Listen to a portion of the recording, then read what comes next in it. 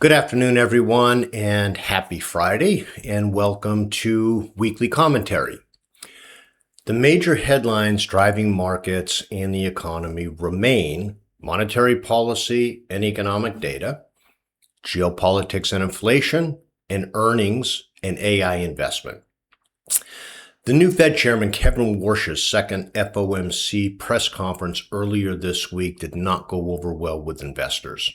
I was optimistic after Warsh was appointed and said he intended to end forward guidance, or what I call future prediction making, and would allow investors and markets to interpret the data for themselves. I thought that also might mean the end of the post-FOMC media event. Unfortunately, I was wrong. Warsh spent more than an hour at the podium on Wednesday, leaving investors, particularly bond traders, deeply disappointed. The 2-year Treasury yield fell while the 30-year yield rose, and that created the widest spread we've seen in years, suggesting that there's some concern that this Fed may not be serious about fighting inflation. The stock market, particularly the more volatile NASDAQ, had one of its worst reactions to a Fed press conference in years, with the index falling nearly 3% during Warsh's hour-long question and answer period. In the end, however, the initial reaction doesn't matter much. We saw that with a strong market rebound yesterday that continues today, at least as I'm speaking here. And we don't know what the data will reveal between now and September, which is when the next FOMC meeting takes place. So asking the Fed to predict what it will do at that meeting before seeing any of the data, it continues to seem more performative than constructive. I wish the whole process would end. Meanwhile, the data that has come in suggests Warsh and the Fed are on the right track by remaining non-committal about raising rates or doing anything with rates at this time.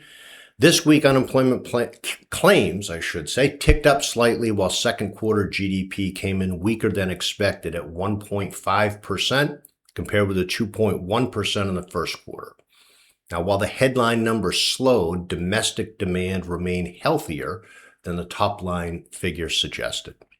This data, combined with inflation pressures that are more likely situational than systemic, suggests that holding interest rates steady at the moment and waiting for more information is the sensible position for the Fed to take. Markets didn't seem to like that for whatever reason. In addition to stable inflation data and slightly weaker employment figures since the last Fed meeting, the conflict in Iran has intensified and expanding. And unless that situation resolves quickly, inflation could rise in the coming months, potentially forcing the Fed's hand despite softer economic data. But we don't know that yet, do we? The future of the conflict does remain a major unknown and could potentially play a significant role both in market performance and with GDP growth, at least in the near term. And the administration continues to face a difficult trade-off between accepting an imperfect negotiated settlement and escalating the conflict in pursuit of a better, longer-term outcome. Markets would prefer the former and would likely prefer that over the longer term. But over the longer term, markets are ultimately going to move on the strength of earnings. Bull markets are sustained by earnings, not excitement. The market is moving from AI excitement to AI execution. Infrastructure spending remains strong, but investors now want proof that it's creating durable earnings growth. That spending, however, continues to benefit the semiconductor sector. Now, while that sector remains extremely volatile after a huge run-up in share prices during the first half of the year, many chip stocks experienced a painful, significant correction, effectively a bear market during July. Personally, I think this reset should be viewed favorably when considering the longer-term prospects of many of these companies. Demand remains exceptionally strong for chips and should support pricing for at least the next couple of years. And I don't see demand falling to concerning levels for a long time, frankly, if ever at this point. AI chip demand should continue increasing in the coming years, particularly as current chips become obsolete and need to be replaced. So while massive capital spending may slow eventually, it is not a one-off expense. That is good news for the chip sector, but whether it's equally good news for the hyperscalers, mega cap tech companies, will depend on the earnings generated by that spending. Personally, I believe that payoff over the long haul is going to justify the investment. Government influence, particularly after the midterm election, is also likely going to play a larger role in the AI industry as AI policy becomes almost as important as AI technology itself. Export controls, regulation, and international cooperation will increasingly influence semiconductor companies, cloud providers, and AI infrastructure investment. The European Union recently unveiled a $10 billion plan to build 7 AI gigafactories. That's up from an original target of 5, and the initiative is designed to strengthen Europe's AI computing capacity, reducing its dependence on the US and Chinese infrastructure, and attract roughly 20 billion euros in additional private investment.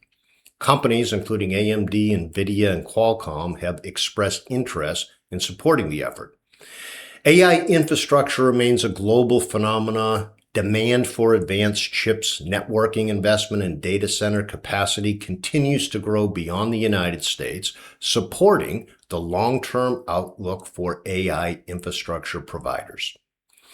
Governments will increasingly likely view AI infrastructure as strategic national infrastructure, much like energy or telecommunications. Rather than relying primarily on foreign cloud providers, policymakers are emphasizing technology sovereignty and domestic AI capabilities. Government-backed AI spending is becoming another long-term driver for semiconductors, cloud infrastructure, and advanced networking commitment. So for longer-term investors looking beyond the short-term volatility, as extreme as it can be, will likely prove to be a winning strategy. Expectations for AI leaders may have reset and will continue to do so, but structural demand for computing, networking, storage, and power continue to grow. The big unknown is which companies will convert that demand into strong earnings growth rather than just higher capital spending. And it is that unanswered question that is driving much of the volatility among particularly the mega cap technology companies. In the meantime, strong quarterly results from Microsoft and Amazon have given investors more confidence that AI spending is translating into business growth, with Amazon reporting its fastest cloud growth in more than 4 years, while Microsoft confirmed expectations that AI investment is going to continue generating substantial cash flows. Those results did help yesterday reverse the global sell-off in technology shares. The market currently is being pulled between short-term uncertainty surrounding Fed policy, inflation, and geopolitics, and long-term strength driven by earnings and AI investment. The AI trade, it's maturing from excitement to execution, and the winners will be determined by which of these companies will convert this massive spending into strong and sustainable profits. We will be watching closely, and we will be keeping you up to date as often as we can. Thank you and have a wonderful weekend.